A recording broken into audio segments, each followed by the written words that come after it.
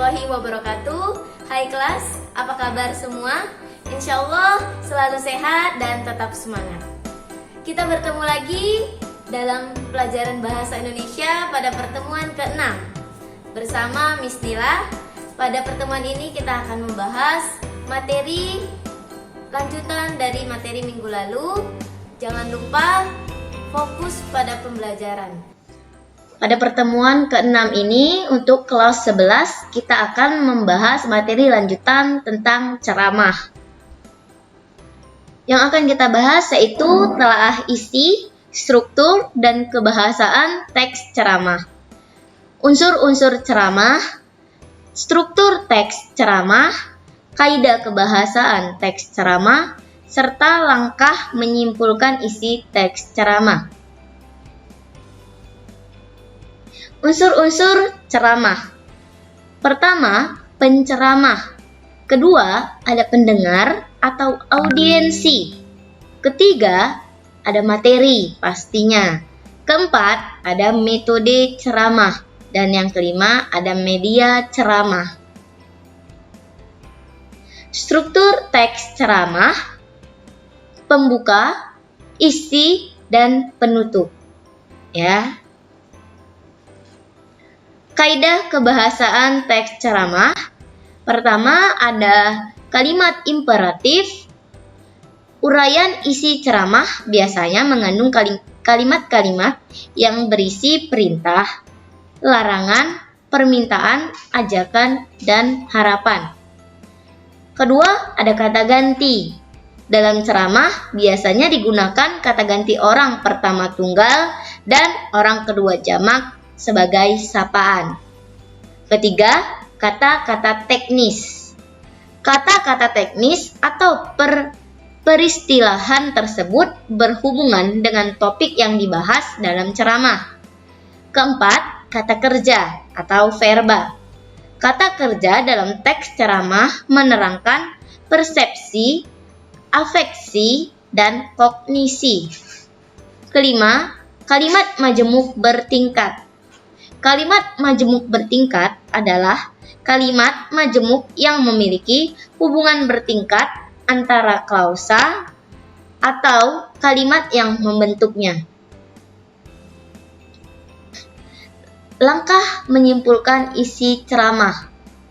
Pertama, kita simpulkan. Simpulan harus dibuat atau harus memuat seluruh pokok ceramah. Ya, jadi pokok-pokok isi ceramah dari awal sampai akhir itu harus termuat dalam simpulan isi teks ceramah. Kedua, simpulan tidak menyimpang dari isi ceramah.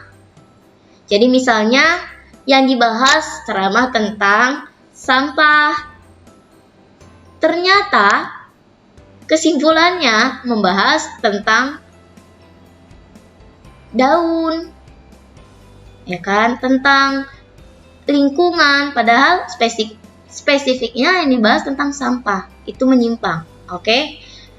Selanjutnya, simpulan bukan komentar. Ingat, simpulan bukan komentar, berarti komentar sama dengan pendapat atau tanggapan, bukan. Simpulan itu rangkuman dari isi teks, ya, melainkan ringkasan isi ceramah. Tuh ya. Selanjutnya ada penyusunan teks ceramah. Pertama, langkah-langkah penyusunan teks ceramah. Kedua, ada topik yang dapat digunakan dalam penyusunan ceramah. Selanjutnya, langkah menyusun kerangka teks ceramah, langkah menyusun teks ceramah yang utuh, dan aspek-aspek yang perlu diperhatikan dalam menyusun teks ceramah. Langkah-langkah penyusunan teks ceramah. Pertama, menentukan topik ceramah. Kedua, menentukan tujuan ceramah. Ketiga, memuat kerangka teks. Keempat, mengembangkan kerangka teks ceramah. Ya. Oke, selanjutnya topik yang dapat digunakan dalam penyusunan ceramah. Pertama, ada masalah pendidikan budi pekerti. Kedua, peristiwa aktual. ketiga, pengalaman pribadi, keempat, isu budaya, kelima, permasalahan sosial, keenam, permasalahan remaja. Oke, selanjutnya ada langkah menyusun kerangka teks ceramah. Pertama, menentukan tema ceramah berdasarkan topik. Kedua, menulis pokok-pokok isi ceramah. Ketiga, mengembangkan pokok-pokok isi ceramah menjadi paragraf-paragraf yang padu. Langkah menyusun teks ceramah yang utuh. Pertama, mengembangkan kalimat-kalimat gagasan pokok yang telah dicatat menjadi paragraf-paragraf. Kedua, menyusun paragraf-paragraf menjadi susunan atau struktur teks ceramah yang berisi pendahuluan, isi, dan penutup, serta mencermati kembali hasil susunan teks ceramah dan merevisi jika ada kekeliruan baik dalam ejaan, tanda baca, maupun konstruksi kalimat. Aspek-aspek yang perlu diperhatikan dalam menyusun teks ceramah: mengkaji bahan secara kritis, meninjau kelayakan bahan dengan audiensi. Jadi misalnya bahannya tentang kenakalan remaja, audiensinya para orang tua, tidak cocok. Makanya meninjau kelayakan bahan dengan audiensi. Selanjutnya, meninjau bahan agar tidak menimbulkan pro dan kontra. Apa itu pro dan kontra? Setuju dan tidak setuju.